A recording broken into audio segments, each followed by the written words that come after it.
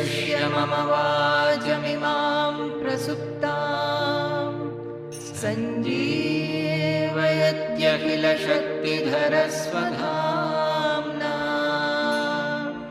अन्यांश्च हस्तचरणश्रवणत्वगादीन् प्राणान्नमो भगवते पुरुषाय तुभ्यं प्राणान्नमो भगवते पुरुषाय तुभ्यं. The intelligence has to be purified. Now, what is the meaning of purified intelligence? I have explained over all these days. What is that? When the intelligence is not clinging to the fragmented appearance of the worldly objects and running after likes and dislikes, haunted by ragadvesh, etc. So the intelligence is able to see the unity in the diversity. That we will, in our interaction life, diversity will be there, but behind that we will know that it is all appearing in the consciousness, in the Atma alone. Nobody is different in that. So, buddhya vishuddhaya yukto. That is, not only that, I also said that buddhi should not look for the truth as an object. That is also vishuddha buddhi. You get it? That normally we are looking for the Atma or self also as if it is different from me. In meditation also we are trying to know the self as if it is different from me. That is also ashuddha buddhi. Why it is happening? Because always we are wanting something from the world to make us happy. That is tendency to have a second different from me so that we can enjoy that second. That is the impurity of the buddhi. When the buddhi stops looking at for the second, wanting the second, or wanting anything from the world, that is the pure buddhi. See how you have to analyze. Otherwise, when you read buddhya vishuddhaya yukta, you will the buddhi should be purified. What will you understand from there? In sadhana, unless you analyze each word, there is no sadhana. You will think you can lecture also or write an article also when the buddhi becomes pure. But what will happen to you by that? These are the elements which we have to focus on. That what is this Shuddha Buddhi? How will it behave all the time? Dhrityatmanam niyamyacha. Dhriti ke dwara, that is by the dhriti. Dhriti means by which we hold on to. The persistence, the resolve. The resolve should be applied to our whole being. Atmanam here is not the Atma. It is my own body-mind personality. Our own personality, not holding on to anything else. But disciplining the whole being about everything. That means I told you about the whole sequence to be reversed, that we are generally slave to the objects and objective situation. That whole sequence has to be changed and we have to be guided by the master of the chariot, the soul. And from there we will operate. That is the niyamya, means that. It is not an external control from outside. It's a guidance from inside that we will always be working, following the guidance of the Atma, the inmost self. Not by the attraction and repulsion of the world. Shabdadin vishayams tyaktva ragadveshau vidasyacha. That means renounce Shabdadin vishayan. That means they have said only sound. Sound means all the five. Sound, touch, everything. As long as the mind is running after those things, the mind will not become, buddhi will not become Shuddha. You may hear the sound. It is not saying that you will not see, you will not hear. So you should become blind, you should become deaf. It's not that. Everything you will be interacting with. But your attention, your focus will not be on getting joy from all these things. It is basically to deal with the bhogecha, the tendency to enjoy. They will be much, when we become desireless, our indriyas will be much sharper than what it is. Because there won't be any kalmasha. Many things will be known. But at the same time, he will not look for any enjoyment from the Vishaya. That is the main thing. Bhogecha will not be there. Shabdadin Vishayams Tektva means that it is not to close you up. You can remove the vision, you can remove the sound, but how will you remove the touch and all that? And the mind will constantly still, even if you close the whole doors and all, the mind will look for Vishayas. So it means that our tendency to enjoy the Vishaya should be controlled, should be disciplined. Ragadveshau Vidasyacha. That means renouncing the Ragadvesha. This we have discussed quite a few times, that clinging to what we like and hating or intolerant about what we dislike. Naturally, those are the items which are taking away our mind. It is not the world which makes us disturbed. This you should always remember. World doesn't disturb us. It is our Ragadvesha towards the world objects that disturbs our mind. That is, our mind is clinging to certain things, our mind is hateful or intolerant about certain things. When the Ragadvesha, this is a great discovery of Bhagavad Gita, the presentation of Bhagavad Gita. We don't have to do anything with the world. We have to only renounce the Ragadvesha, that's all. This is the renunciation. Now, next is, you can count how many are there, but I have not counted, so I have not written. Vivikta Sevi. Vivikta Sevi means one who remains secluded, not in Aratir Jana Samsadi is there in the 13th chapter. Aratir Jana Samsadi, that means not indulging in or reveling in the always gossiping with people, merrymaking and all. That should normally go. Naturally, because people will not be following this. So, Vivikta Sevi also means there should be an inner seclusion, an inner isolation. That you may go everywhere, but you won't feel connected to all those things, because the attraction, repulsion have gone. Lagvashi, Laghu Ashi, that means you should be very controlled about your food. That will automatically happen because mostly we are eating because of greed and taste.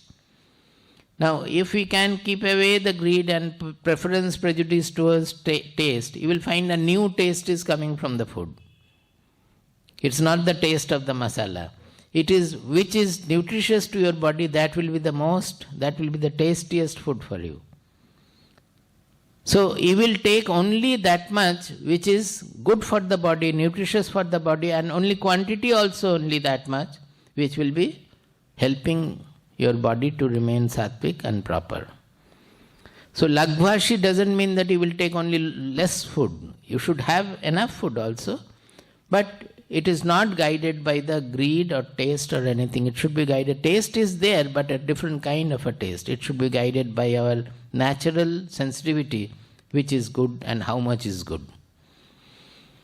Yatava Kaya Manasaha. That means Vachana, Sharira and Manas. Mind, body and words should be under your watch, under your care. That you should not be indulgent about anything.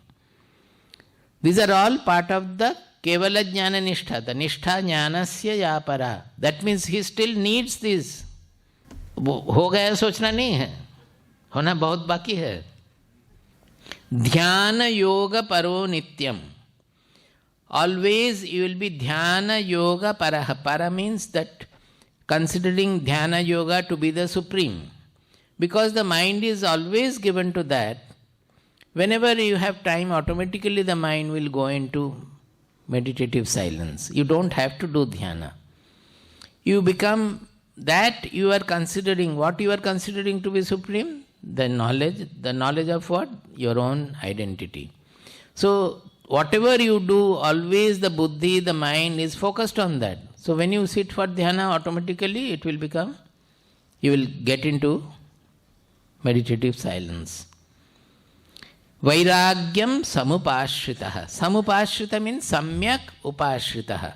That means taking refuge in vairagya.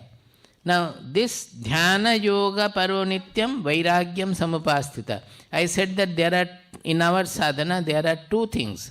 Generally it is said abhyasa and vairagya. Here the abhyasa is dhyana yoga paro nityam and vairagya. Now the two are actually, one is to increase the centripetal force, another is to reduce the centrifugal force. Dhyana yoga paro nityam means we are trying to focus on the Atma. That means always we are collecting ourselves and focusing on the inmost level. That is generating the centripetal force. And Vairagya, what is it doing? Vairagya is loosening our attraction, repulsion towards the world objects. That is, our mind is always pulled outward. The centrifugal force is generated by our ragadvesha, by our attraction and repulsion towards the object. So Vairagya will reduce that pull. You will loosen those attraction and repulsion. So reducing the centrifugal force by Vairagya and increasing the centripetal force by practicing Dhyana Yoga. Then comes Ahankaram, Balam, Darpam, Kamam, Krodham, Parigraham. Ahankara we generally call it egotism. That is, suppose you have done something good. Oh, I have done very well. Actually, somebody else has done, then also you will say that I have done this. When something goes wrong, say he has done it. Is it not? Generally, that is the Ahankara, that we don't see the truth or the things as they are. Ahankara is the superposition of that egotism on whatever we are doing and acting with, which is related to I, that ego. Balam. Now, Balam means generally Shakti, means strength, but here it is not so. Here, Balam means in the strength which comes from Kamaraga, etc. That means from desire and partial vision and all. So, you can say it is violence will be the correct translation perhaps. That is, we show the power out of Dadagiri karte hai na. Dadagiri, you say that gang leader and all. Somebody is honest, you want to kill him also because he is not listening to you. So that is the balam, that it is the strength which comes from wrong tendencies, kama, raga, etc. Darpam is arrogance. That is, it gets, suppose somebody is very happy about doing something and all these are related to ahankara, ego. But somebody has become very happy by doing something, it gets converted into darpa, that he becomes proud about it. He prides in it. Pride in something that he has done also. So darpam means arrogance. Kamam, that you know, desire. Krodham, when kama is hindered and you don't know what to do, then it becomes krodha. So kama and krodha are related. Parigraham, that means accepting something, taking something. That means still having the feeling of possessiveness, that I want this, I want that possession. The parigraha means that. We don't want anything from anywhere. That kind of a feeling is without the parigraham. Vimuchya nirmamah shanto brahmabhuyaya kalpate. So there are some more. All these earlier ones, that is ahankaram, balam, darpam, kamam, krodham, parigraham, vimuchya. This is one sentence. Ahankaram, balam, darpam, kamam, krodham, parigraham, vimuchya. That means renouncing all that, doing away, removing all that.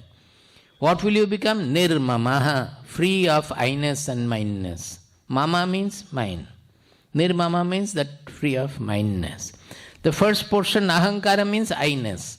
And nirmama means not the mindness. Mama means mindness. We call it mamatva also. Swamiji says that those who come to the ashram, they should develop some mamatva. Because they don't have the mamatva, so they don't look after anything in the ashram. Ashram hai to usko to maintain karna hai na. Mamatva nahi rehne se koi nahi karta hai. Nobody does it from the jnana level. That doesn't need mamatva. You have to look after where around you. You cannot look after the whole world. But because we don't have mamatva for the objects and for the system or for anything, we are not careful about things. So, before having the knowledge, we become nirmama. So, that is also troublesome. Shantaha. Vimuchya, all these things vimuchya become nirmamaha, free of mindness, and shantaha, that means peaceful in mind. If all these things go, then naturally he will automatically be peaceful. Automatically peace will dawn. Brahma bhuyaya kalpate. He becomes deserving, he becomes fit for becoming Brahman or attaining Brahman. So in saying that, I will tell you in samasa, in essence or in brief, where lies the nishtha jnanasya yapara. So that he has discussed in these 3 shlokas, that jnana nishtha means all these things. It is not just reading the Upanishads or Vedas and knowing what is Atma and what is Brahman. Not that. Nishtha is coming as all the virtues, all these things, which is making, in a nutshell, it is all, whatever is making us constricted, small, they have to go. We have to become liberal, we have to become non-selfish, we have to become all-embracing, we have to generate universal love, universal sympathy, feeling, everything. Basically it is that everywhere. So whether you focus on what is making us constricted or you focus on what will make us expanded. It is better to focus on the good things. Fill your mind with good things, liberal things, noble things. Automatically, we don't have to focus on these things. They will automatically go. It is only to point out that these have to go. But as a pursuit, it is always better not to focus on these things. You know it, that's all. But as a pursuit, we should try to fill us with the good qualities, liberal qualities, noble qualities. Just as I said that water is dirty, rather than trying to filter the water, pour good water, pure water, it will become pure. Acha, Mala, read these verses from 50 to 53, all of you together. 50 to 53. Siddhim prapto yatha brahma तथाप्नोति निबोध मे समासेनैव कौन्तेय निष्ठा ज्ञानस्य या परा बुद्ध्या विशुद्धया युक्तो धृत्यात्मानं नियम्य च शब्दादीन् विषयांस् त्यक्त्वा रागद्वेषौ व्युदस्य च विविक्तसेवी लघ्वाशी यतवाक्कायमानसः ध्यानयोगपरो नित्यं वैराग्यं समुपाश्रितः अहङ्कारं बलं दर्पं कामं क्रोधं परिग्रहं विमुच्य निर्ममः शान्तो ब्रह्मभूयाय कल्पते.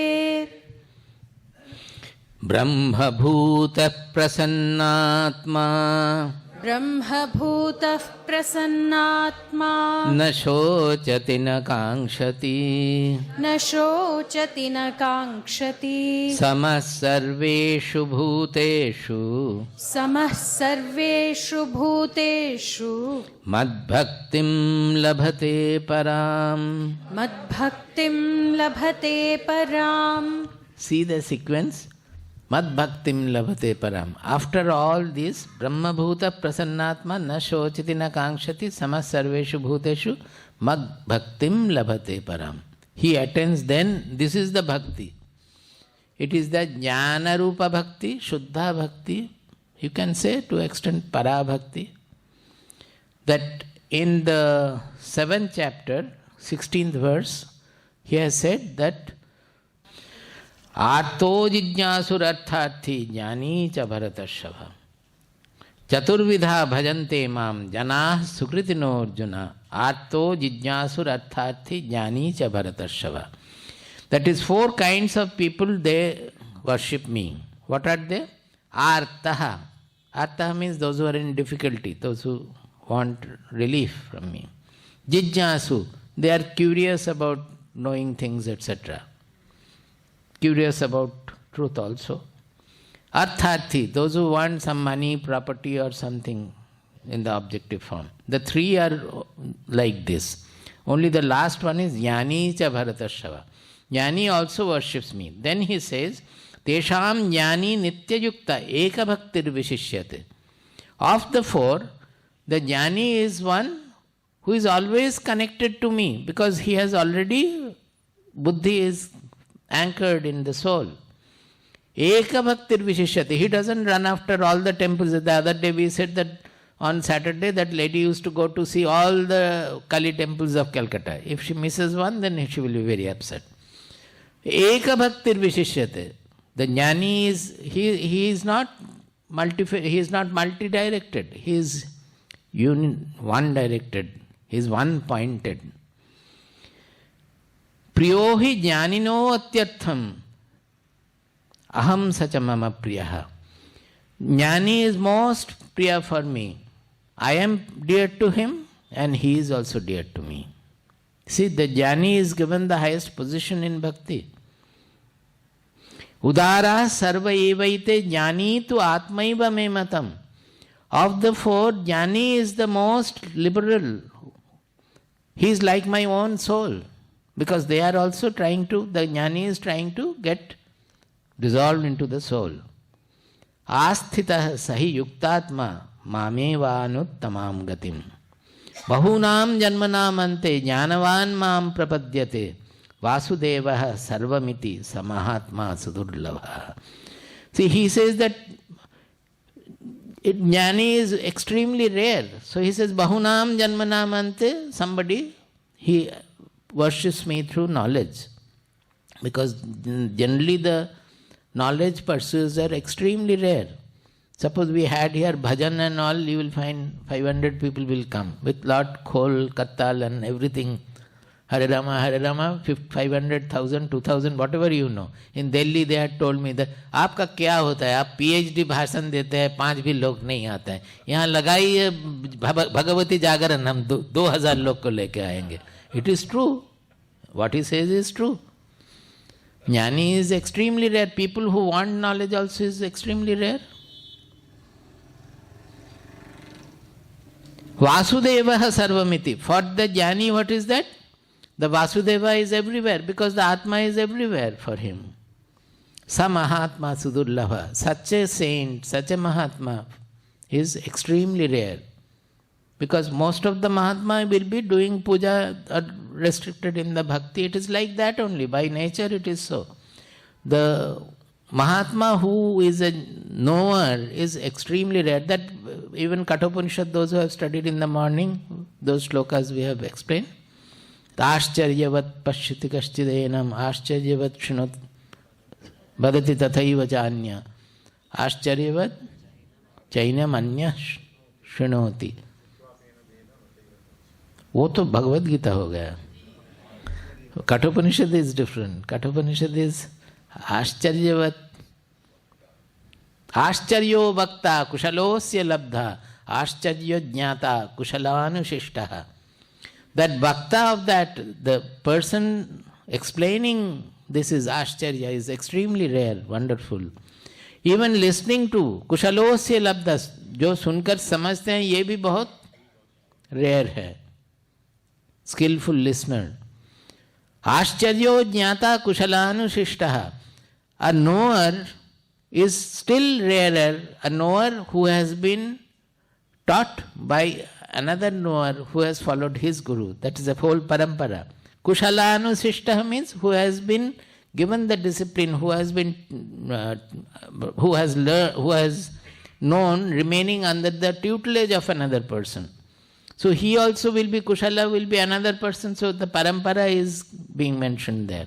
That is one who has come through a parampara undertaking the proper discipline. Such jnata is extremely rare. Anyway, whatever we wanted to say is that this is the Chaturtha. The fourth bhakta is this. Here he has already done the Karmaja Siddhi. then he has practiced jnana nishtha, then he is having the bhakti. वो जो ज्ञान के साधना करते हैं बोलते वो भक्ति हमें नहीं चाहिए, हम ज्ञानी हैं, वो ज्ञान नहीं है, भक्ति के बिना ज्ञान नहीं हो सकता है. Bhakti is the intensity of whatever we are doing. Are we not saying he is very devoted to his work? Workaholic, devoted to his work. Like that, devotion is an emotional association, which means intensity of the emotional association in us. So anybody who is looking for the self, if he is intensely looking for the self with full attention, with full application, the whole one-pointed application, then he is a great bhakta. Because this emotional association is what makes the bhakti. So this is the jnana rupa bhakti. We can call it Shuddha Bhakti also, because it has got purified by the non-desultoriness, that it has become one-pointed. So it's called Shuddha Bhakti also. And it is said that Shuddha Bhakti and Shuddha Jnana are same. Actually it is so. There is no difference between knowledge and bhakti. Because when you are intensely dedicated to knowledge, that is the Nishtha Jnanasya Para, Jnana Nishtha, Kevala Jnana Nishtha. That itself is the bhakti towards the truth. Now what happens with now he has gained bhakti, that Shuddha Bhakti or Jnana Nishtha Bhakti, Jnana Rupa Bhakti. Now what happens to him? Bhaktya mam abhijanati. Bhaktya mam abhijanati. Yavanyascha tatvatah. Yavanyascha tatvatah. Tato mam tatvato jnatva. Tato mam tatvato jnatva. Vishate tadanantaram. Vishate tadanantaram.